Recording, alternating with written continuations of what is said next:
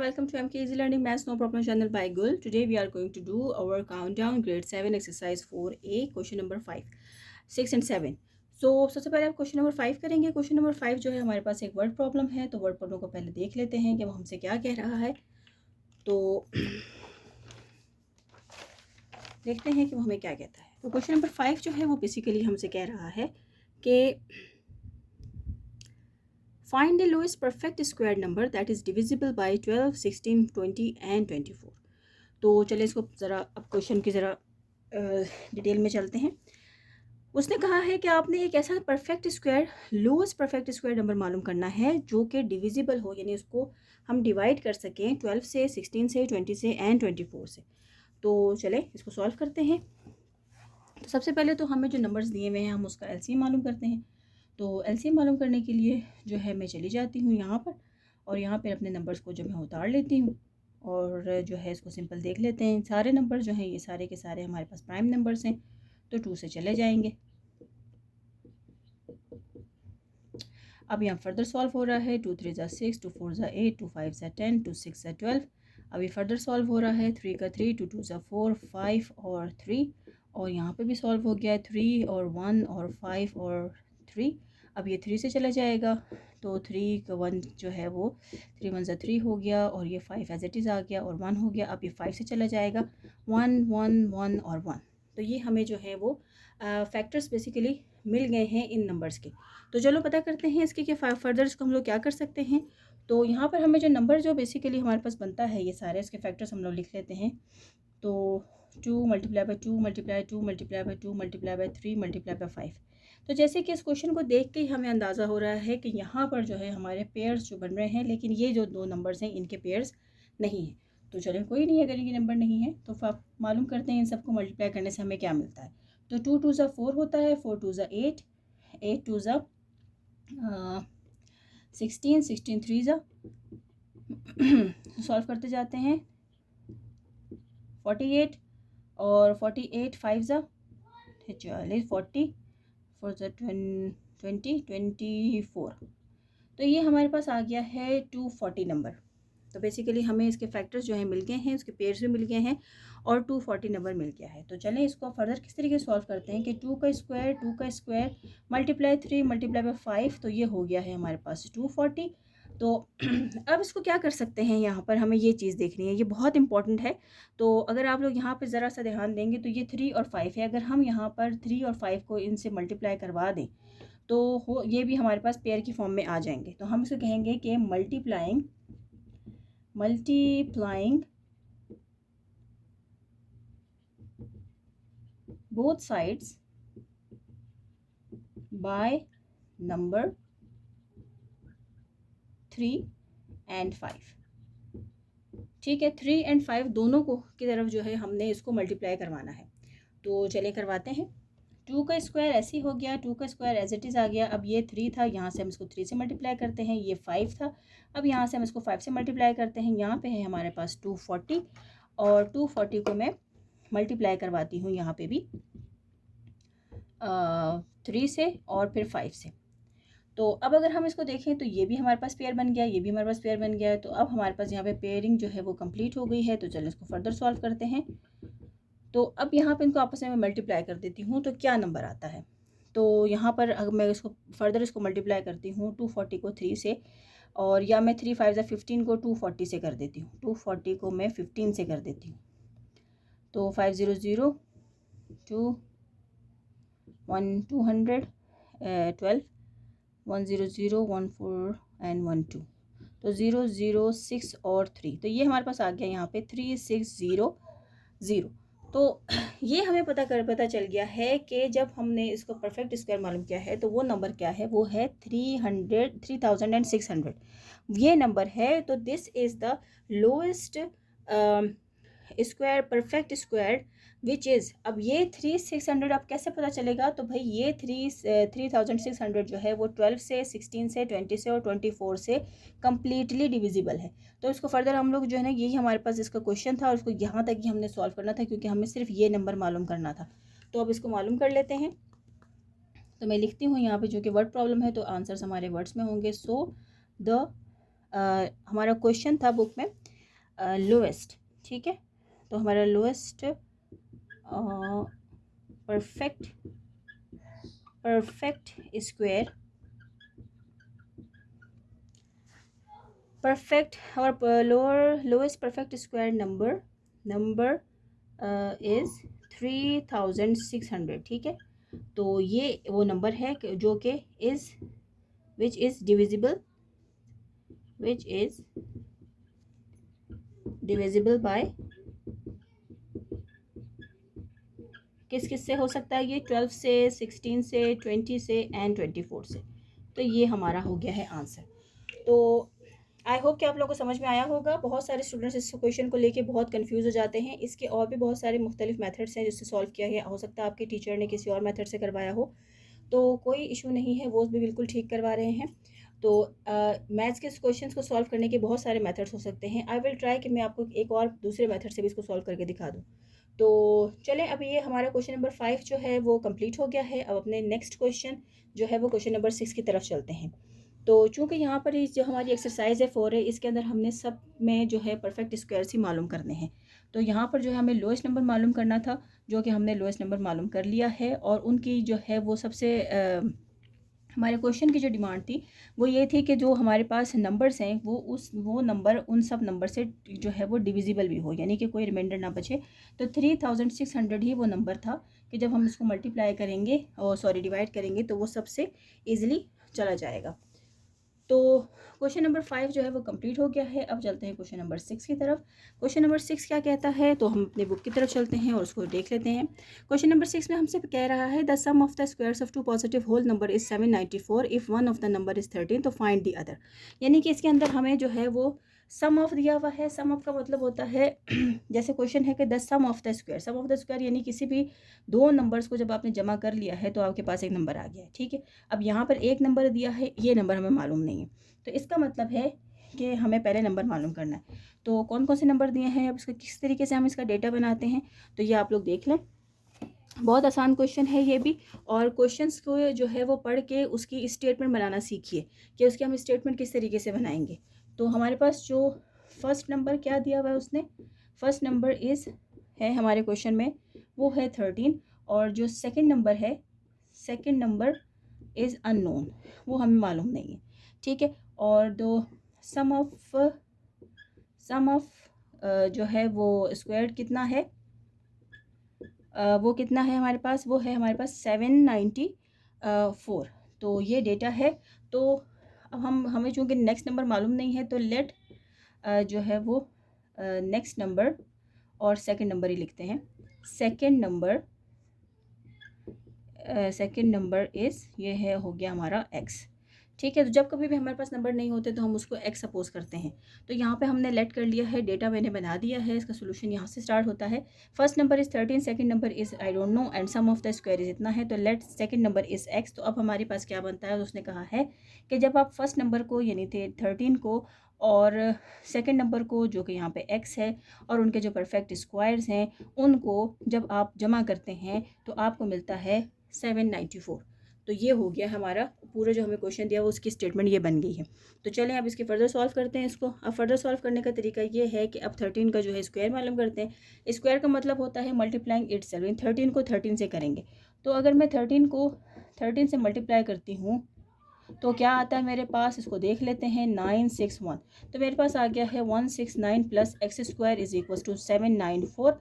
अब इसको further solve करते हैं। अब ये 169 है, इसको यहाँ पे लेके जाएं, या इसको दूसरा मेथड भी है कि 169 जो है उसको बोथ साइड्स आप कर दें। तो ऐसे ही कर लेते हैं।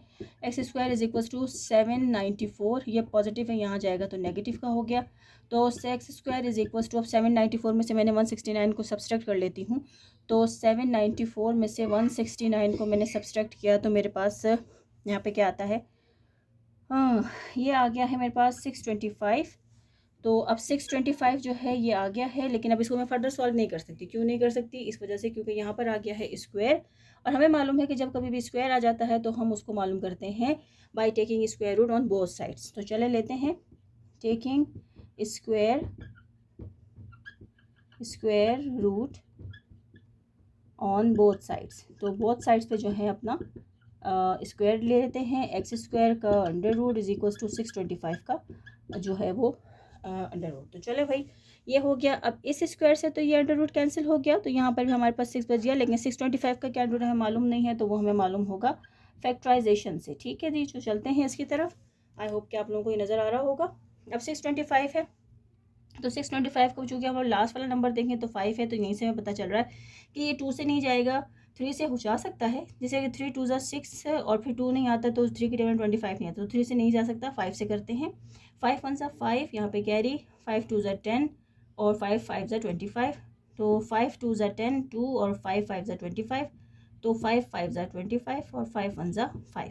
तो यहाँ पर जो है हमारे पास आ गए हैं नंबर 5 मल्टीप्लाई 5, यानी वे फैक्टर्स आ गए हैं हमारे पास, और इसका जो है मैंने अंडर रूट ले लिया है। अब यहाँ पे इसको मैं फर्दर जो है पेयरिंग भी कर सकती हूँ यूँ, और उसको पेयर बना दिया मैंने, तो मेरे पास आ गया 5 इसका whole square, sorry 5 square multiply by 5 square, उसका अंडर रूट। अब मैं इसको यहाँ पर जो है एक एडिशनल स्टेप जो मैं देती हूँ, 5 का स्क्वायर मल्टीप्लाई बाय 5 का स्क्वायर, तो ये स्क्वायर इससे कैंसिल आउट हो गया, तो x इज इक्वल्स टू 5 को 5 से मल्टीप्लाई किया तो मेरे पास आ गया 25। तो हमें मालूम हो गया कि वो जो नेक्स्ट नंबर था वो है 25।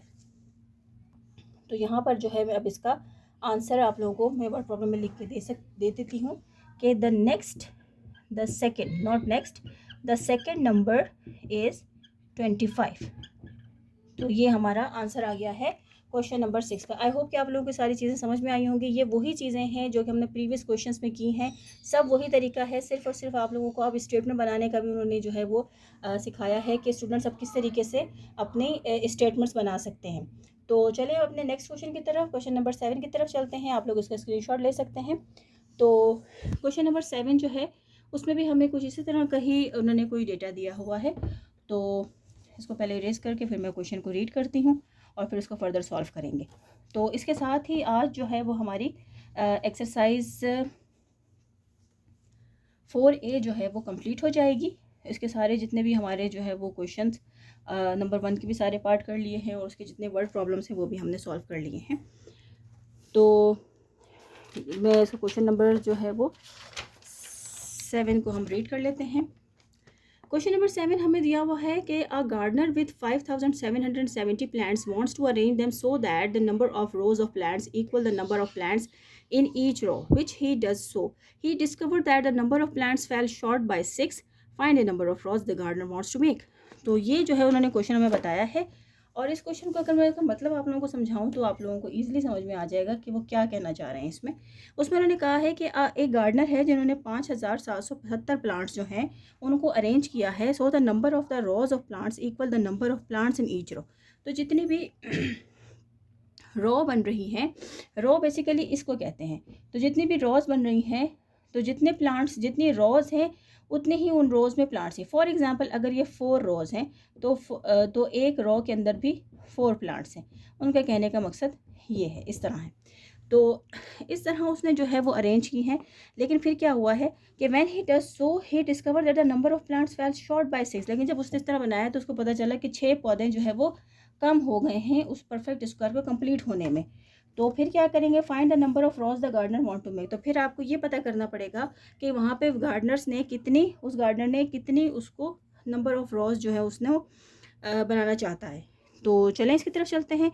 बहुत आसान क्वेश्चन है ये भी, और तो चलें स्टार्ट करते हैं। अब हमें नंबर ऑफ़ प्लांट्स जो है वो कितने दिए हुए हैं उसने। नंबर ऑफ़ प्लांट्स जो हैं हमारे पास हैं 5770, ठीक है जी। और कितने शॉर्टेज ऑफ प्लांट्स कितनी हो गई है, शॉर्टेज ऑफ प्लांट्स।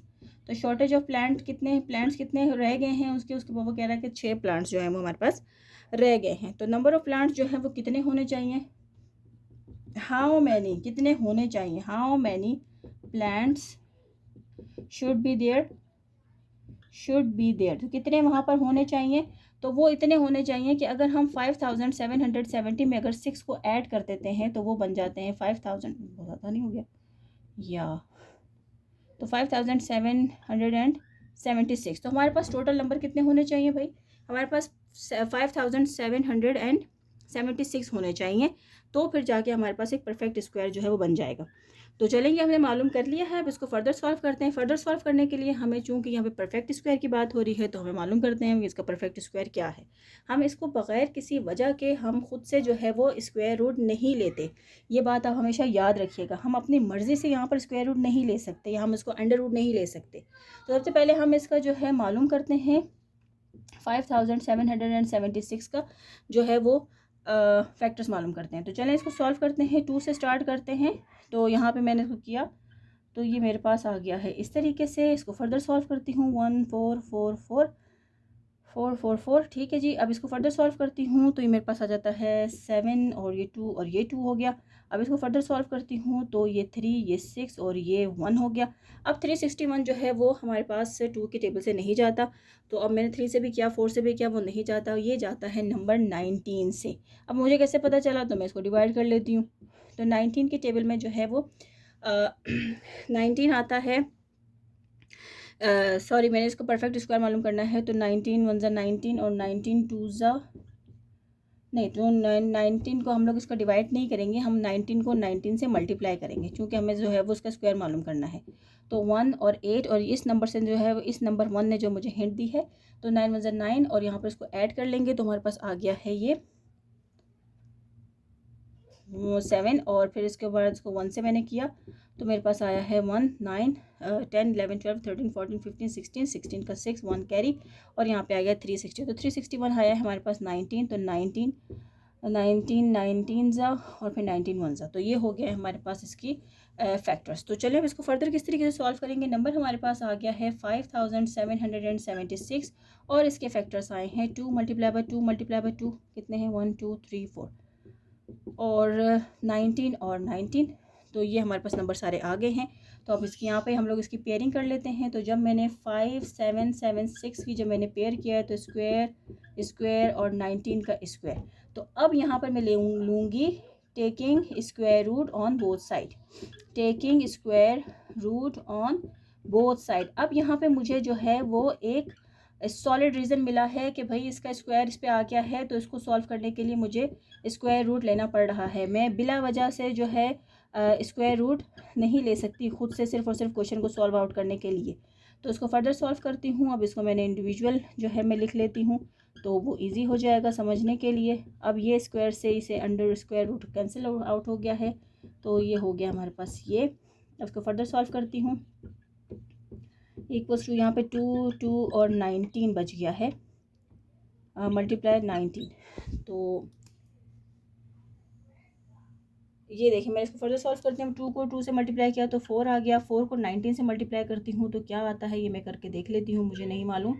तो चलिए इसको मालूम करते हैं। 19 को 4 से करती हूँ तो 36, 4 1 ज़ा 4 6 7 8, 4 1 ज़ा 4 5 6 7, तो ये आ गया है यहाँ पे 76। तो 76 जो है, जो हमारे पास ये नंबर आया है, ये 76 basically is the perfect square of this number. तो यहाँ पर जो है ये आंसर आ गया है। आप लोग उसको वर्ड प्रॉब्लम की सूरत में भी लिख सकते हैं। तो क्वेश्चन चूँकि हमारे बुक में क्या हमें दिया हुआ था, उन्होंने दिया हुआ था कि find the number of rows the gardener wants to make. तो number of rows, number of आप लिखें यहाँ पे, number of rows gardener wants to make